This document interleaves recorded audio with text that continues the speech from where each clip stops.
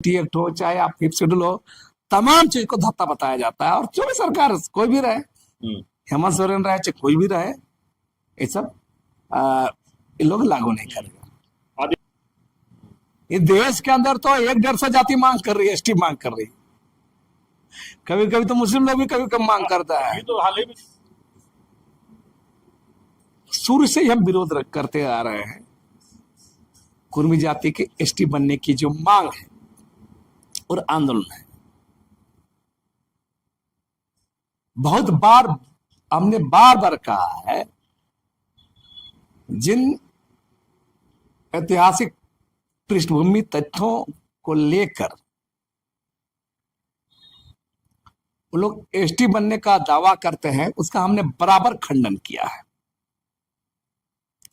चाहे ऐतिहासिक पृष्ठभूमि तथ्यों, चाहे वो आपका मानव शास्त्रियों का जो अध्ययन रिपोर्ट है, पुरातत्वविदों का जो खोज है, या जो भी डीएनए हो, या भारत में संविधान बनने के बाद जो लोकुर कमेटी बना है उसके मापदंड हो, तो आप तमाम चीजों पर गौर कीजिएगा। मैंने हमेशा उन बिंदुओं पर उनको आधार बना के लगातार काउंटर किया है कि ये एसटी मांग आप लोग का गलत है। तो आप गौर कीजिए, कुर्मी जाति से क्यों घिरना भाई, क्यों विरोध? कुर्मी जाति के एसटी बनने का जो मांग और आंदोलन है, उसको लेकर पूरे कुर्मी जाति को ही करी आ रहे हैं। क्यों भाई?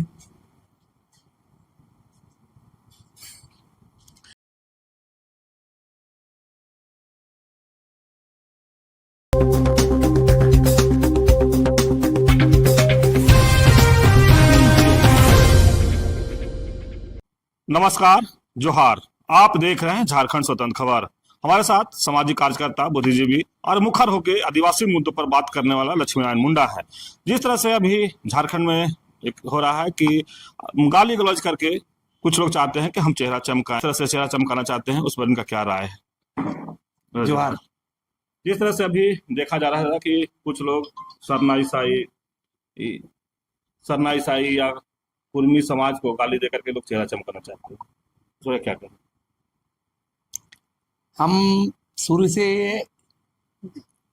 मेरा मानना रहा है,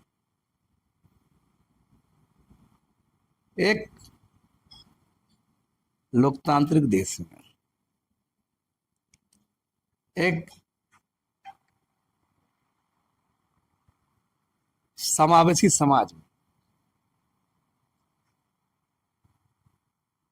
जाति, धर्म, संप्रदाय के नाम पर किसी भी तरह का हेड स्पीच, घृणास्पद वक्तव्य, उकसाबाजी, चुनौती देने वाला बयानबाजी नहीं किया जाना चाहिए, चाहे सोशल मीडिया में हो या सार्वजनिक प्लेटफॉर्म में। ये सब नहीं करना चाहिए। हम देख रहे हैं कुछ लोग कुर्मी जाति के एसटी बनने का जो मांग और आंदोलन है, उसको लेकर पूरे कुर्मी जाति को ही करी आ रहे हैं। क्यों भाई? इस मामले में कुर्मी जाति के लोग भी कम नहीं है। शुरू से ही हम विरोध करते आ रहे हैं। कुर्मी जाति के एसटी बनने की जो मांग है और आंदोलन है, बहुत बार हमने बार बार कहा है, जिन ऐतिहासिक पृष्ठभूमि तथ्यों को लेकर वो लोग एसटी बनने का दावा करते हैं, उसका हमने बराबर खंडन किया है। चाहे ऐतिहासिक पृष्ठभूमि तथ्यों, चाहे वो आपका मानव शास्त्रियों का जो अध्ययन रिपोर्ट है, पुरातत्वविदों का जो खोज है, ये जो भी डीएनए हो या भारत में संविधान बनने के बाद जो लोकुर कमेटी बना है उसके मापदंड हो, तो आप तमाम चीजों पर गौर कीजिएगा। मैंने हमेशा उन बिंदुओं पर उनको आधार बना के लगातार काउंटर किया है कि ये एसटी मांग आप लोग का गलत है। तो आप गौर कीजिए, कुर्मी जाति से क्यों घिरना भाई, क्यों विरोध? इस देश के अंदर तो 150 जाति मांग कर रही है, एसटी मांग कर रही है।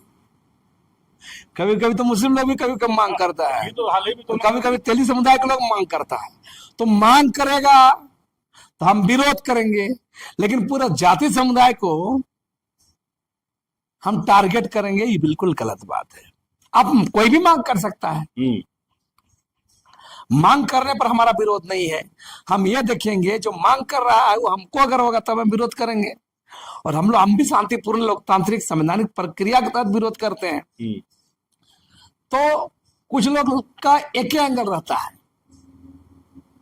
कुर्मी समुदाय को मैंने उल जुलूल बोल करके आप तथ्यों तर्कों से संवैधानिक आधार के तहत आप विरोध करिए।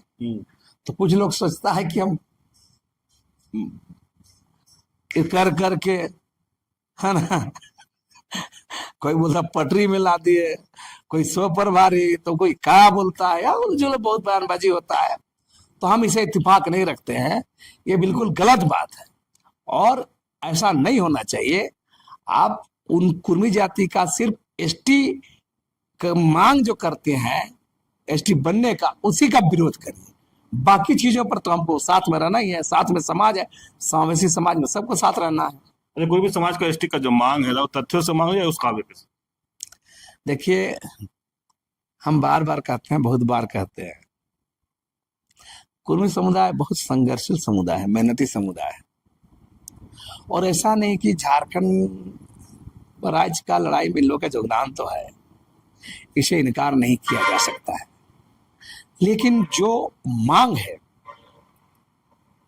इस मांग को कुर्मी जाति के अंदर जो उभरा नौधनाट तबका है, चालाक तबका है, वो उकसाया है, बहकाया है कुर्मी समुदाय को कि आप लोग, हम लोग एसटी बनने के मांग करेंगे, एसटी बन जाने से बहुत कायाकल्प हो जाएगा, बहुत बदलाव आ जाएगा, नौकरी, जमीन, सारा चीज पर। तो एक बहकाया गया है, एक झूठा सब्जवाक सपना दिखाया गया है कि अगर आप हम सभी लोग बन जाएंगे तो सब कुर्मी समुदाय का फायदा होगा, लाभ होगा, राजनीतिक रूप से, सामाजिक रूप से, आर्थिक रूप से, नौकरी चाकरी रूप से। लेकिन आपको बता दें, असल में कुर्मी समुदाय के अंदर जो उभरा चालाक तबका है, इन लोग अपना राजनीतिक रोटी सेक रहा है। असल मामला है राजनीतिक अधिकार पर कब्जा करने का। राजनीतिक अधिकार पर कब्जा कौन कर पाएगा? आदिवासी समुदाय के अंदर ही देखिएगा, आम आदिवासी समुदाय राजनीतिक अधिकार कितना कब्जा कर पाता है। आदिवासी समुदाय के अंदर उभरा एलिट क्लास तबका है, संपन्न तबका है, चालाक तबका है, राजनीतिक तबका है, वही फायदा उठा रहा है।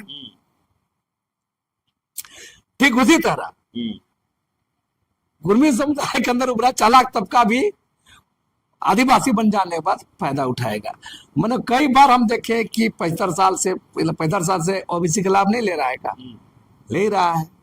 तो हमारा कुर्मी समुदाय के लोगों को भी, खास तौर से जो छात्र हैं, युवा हैं, पढ़े लिखे लोग हैं, रिसर्चर हैं, बुद्धिजीवी हैं, इन लोगों को भी जानना चाहिए कि कुर्मी समुदाय के अंदर जो बुरा चालाक तबका है, राजनीतिक तबका है ना, चाहे वो एलिट क्लास तबका है, नवधनिक तबका है, ये चालाक तबका तमाम कुर्मी समुदाय को पिछले 5-7 साल से वोट बैंक बना करके उसको यूज करने के लिए, सामाजिक आधार बनाने के लिए इस्तेमाल कर रहा है। एसटी बनेगा तो एक फायदा, नहीं बनेगा तो भी चालाक लोग का फायदा। आम कुर्मी समुदाय का फायदा तो नहीं है, लेकिन अगर बन जाएगा तो सबका फायदा, उसका भी हीरो हो जाएगा उन लोग। नहीं बन जाएगा तो वोट बैंक तो बना रहेगा, जयराम महतो का, सुदेश महतो का वोट बैंक बना रहेगा। तो ये चल रहा है। आप गौर कीजिएगा, बंगाल से कोई नेता आता, कौन अजीत महतो ने कौन आता है, हाँ, उतना यहाँ पर उतना है, तो आप बंगाल में क्या कर रहे हैं? बंगाल में, झारखंड में घुसपैठिया टाइप का। तब तो मेरा साफ साफ कहना ये, हाँ बिल्कुल, सब लोग समझ रहे हैं और कुर्मी समुदाय के लोग इस बात को समझ रहे हैं। कई लोग बुद्धिजीवी कह रहे हैं कि बीजेपी आरएसएस बांटने की कोशिश कर रहा है। ये कौन नया बात बोल रहे हैं आप? अंग्रेज चला गया, हम्म, फूट डालो के राजनीति, फूट डालो राज करो। तो आरएसएस भाजपा का तो शुरू से ही रहा है अपना एजेंडा। हम गौर, एक बात गौर कीजिएगा, हम्म,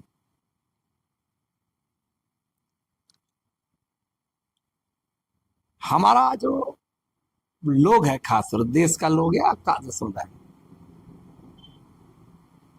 वर्ल्ड में जो ग्लोबल ग्लोबल प्लानिंग बनता है उस पर नजर नहीं रखते हैं। हम गौर करेंगे, उदाहरण देंगे। हमारा यहाँ कई बार स्मार्ट सिटी का नारा दिया जाता है, भारत सरकार का से मोदी आने के बाद इससे ज्यादा हुआ है।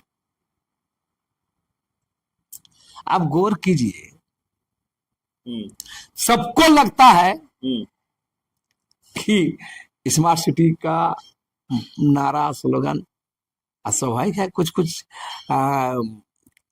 स्मार्टनेस के चक्कर में कुछ चीजें तो तकनीक रूप से आगे बढ़ा है देश।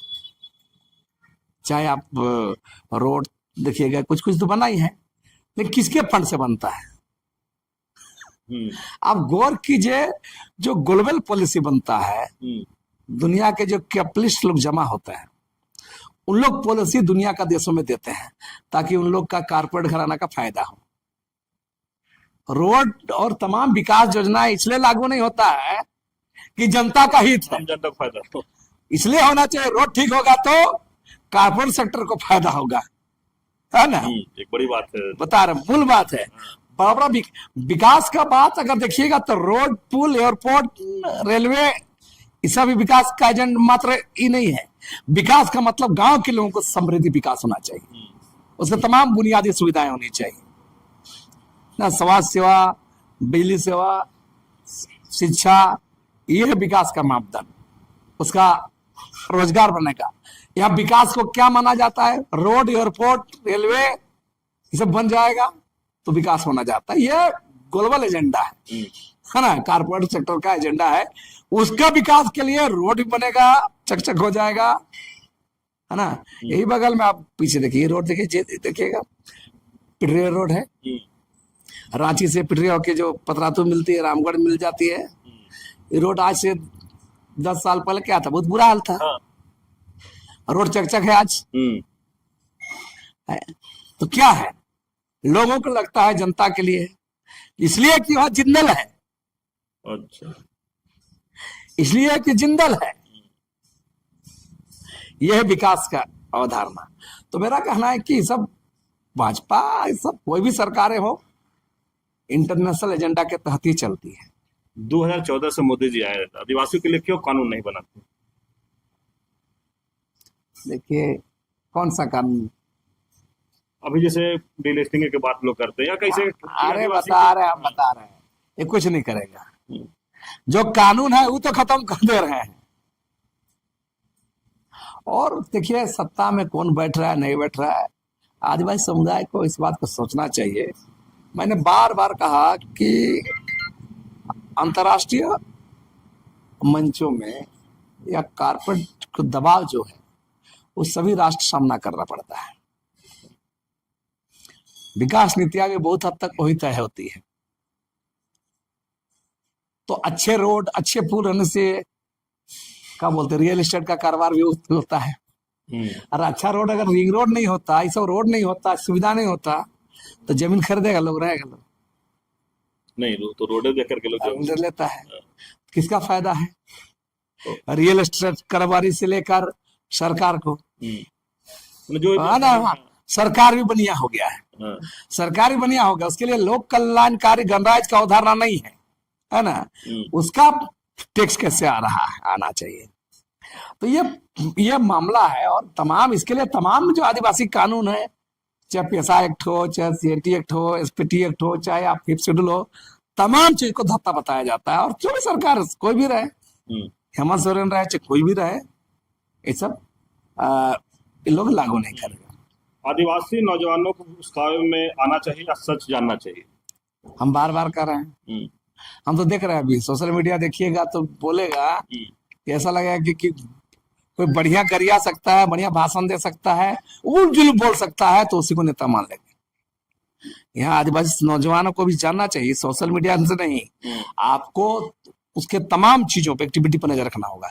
उसका ऐतिहासिक संदर्भ क्या है, उसका अतीत क्या है, वो कहाँ से गाइड हो रहे, अपने नेता। हम बार बार एक पोस्ट किए, बहुत वायरल हो रहा है मेरा पोस्ट, बहुत कड़ा लिखे हैं, आदिवासी समुदाय का अगुवा कौन होगा, हाँ, है ना, ये आदिवासी समुदाय तय करे, है ना। बहुत कड़ा बात लिखे जो हम नहीं बोल सकते हैं यहाँ पर। हम सिरा लिखे हैं कि कौन होगा, है ना। चातुर से गलत लोग रहेगा, सार्वजनिक बेचने वाला रहेगा, दलाल रहेगा, कौन टाइप का, है ना, ये सब लिखे हैं, कौन नेतृत्व करेगा। तो मेरा साफ कहना है कि आदिवासी समुदाय को, आदिवासी नौजवानों को इस पर हमने चिंतन मनन करना चाहिए कि कैसे हम लोग का नेतृत्व होना चाहिए, और समाज को भी आगे आना चाहिए। उलझुल बहस से ज्यादा है अपना भूमिका को भी नौजवानों को तलाशना चाहिए। आप सुन रहे थे लक्ष्मीनारायण मुंडा की बात। जिस तरह से लगातार मुखर होकर अपनी बात को रखते हैं, तो हम लोग बात शुरू किए थे कि कुछ लोग हैं जो गाली गलौज करके या चेहरा चमकाना या नेता बनना। तो इस तरह खबर को देखने के लिए आप झारखंड से जुड़े रहिए। जोहार, नमस्कार।